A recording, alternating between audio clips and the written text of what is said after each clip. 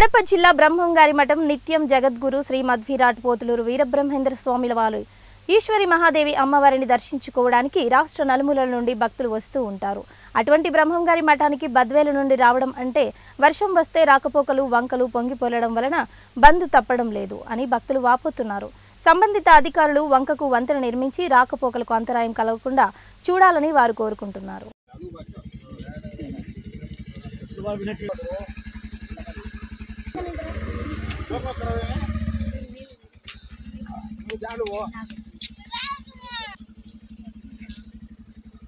Ay,